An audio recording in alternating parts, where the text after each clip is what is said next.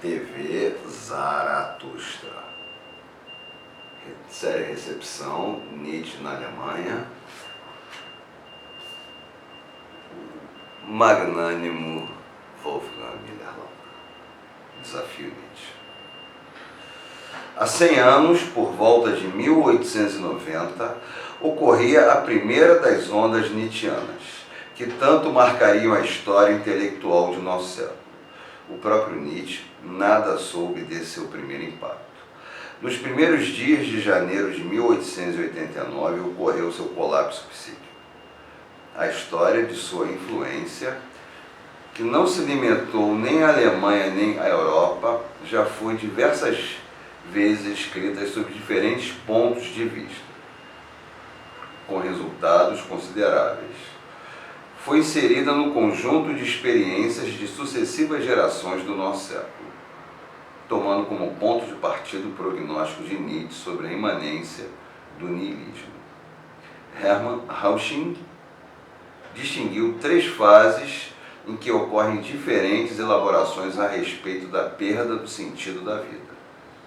Antes da virada do século e nos anos subsequentes, a negação de toda a pretensa ordem de sentido e de valores foi vivida como, abre aspas, se libertasse da última corrente despótica, como se as forças criadoras do homem tivessem sido destravadas, como se a humanidade pudesse se expandir sem limites. Hausching.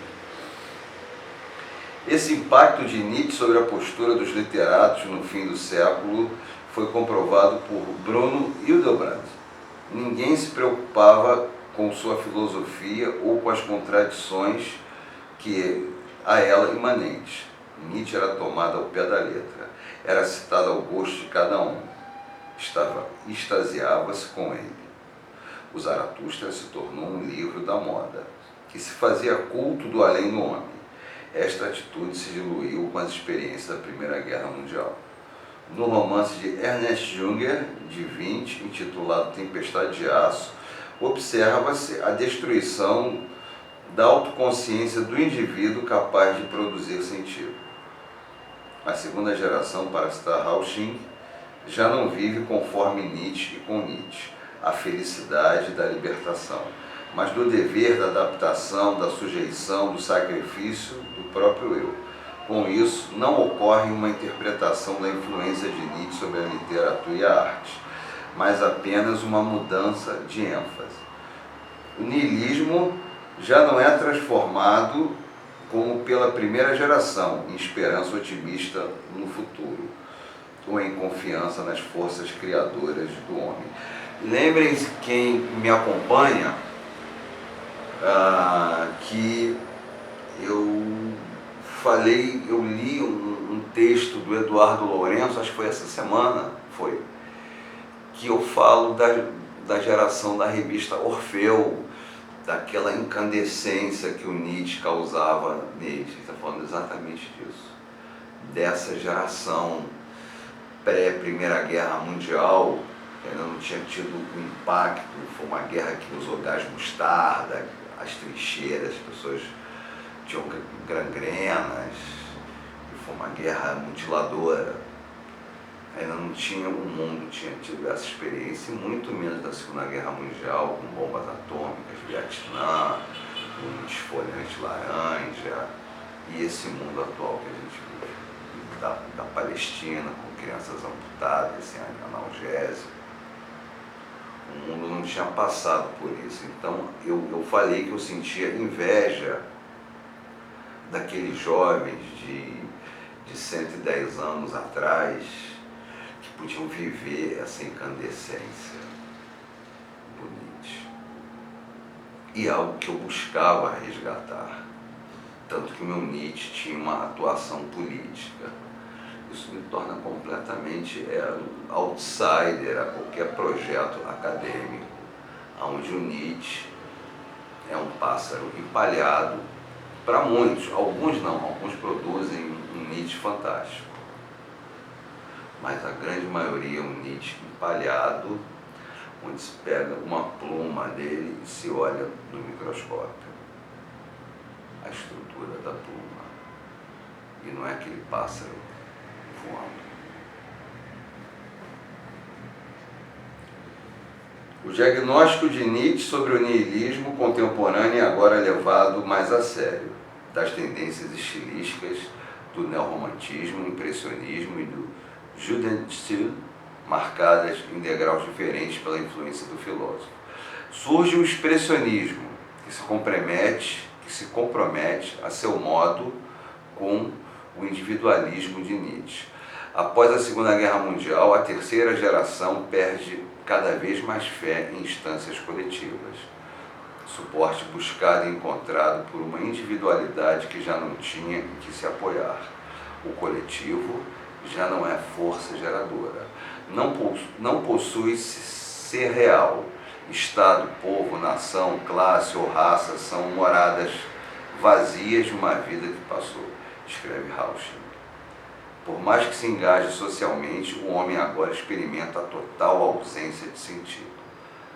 Das profundezas do espírito da época surgem o ceticismo e a desconfiança, frequentemente dissimuladas, no lugar do sentido esvaziado entre o poder da técnica, que, com a diversificação de sua força, substitui a essência do homem. Fantástico, né? Fantástico. O homem, a Primeira Guerra Mundial esvazia ele, a Segunda Guerra Mundial esvazia completamente, e esse futuro americano da técnica pura, aí destrói todo sentido. Depois de ter destacado o filósofo justamente como representante da não-essência, Unwesen, da técnica nas aulas dos anos 30, Heidegger lançou mão de Nietzsche para tratar da superação do pensamento técnico-metafísico nas aulas e conferências de 53 a 55. A afirmação de Nietzsche: o deserto cresce, ai daquele que oculta desertos, é interpretada pelo Heidegger tardio, como se antevendo muito além do ponto de vista mais elevado. Nietzsche reconhece o avanço da devastação, que era algo maior que a destruição e mais sinistro que o extermínio, pois interromperia o crescimento futuro e impediria a futura colheita. Ou seja, Heidegger tem dois momentos. Tem um momento dele nazi, onde ele era reitor de uma universidade nazi, isso não pode ser escondido. Aí ele é impedido de dar aula por alguns anos. Tem aquela história que Hannah Arendt, que tinha uma relação, e ela israelita e ele nazista, que ela chega para ele e fala assim, peça perdão. Ele fala assim, eu não sou cristão, eu não posso pedir perdão. Aí ele fica um tempo proibido de dar aula e volta com outro discurso. O Gadamer também foi nazi como ele viveu até 102 anos, viveu até pouco tempo atrás. Ele, nos anos 60, faz um livro lindo. Eu tinha esse livro aqui em casa, de um poeta israelita, de um poeta judeu. Eu vou dar uma pesquisada e ver qual é o nome desse poeta. Eu tinha esse livro, lindo esse livro, é um livro bem curtinho, que ele enaltecendo um poeta judeu que morreu num campo de concentração. É a forma que ele tem de fazer meia-culpa. E o Heidegger faz a meia-culpa dele revendo essa leitura nietzschiana que ele tinha. Porque o Heidegger, ele dizia que o Nietzsche era o último metafísico, e ele era o filósofo já desconectado da metafísica, ou seja, ele botava o Nietzsche para trás dele. Isso foi a grande pretensão dele, e não é. E o Miller-Lauter é completamente anti-heideggeriano. Ele é ele que contesta o Heidegger.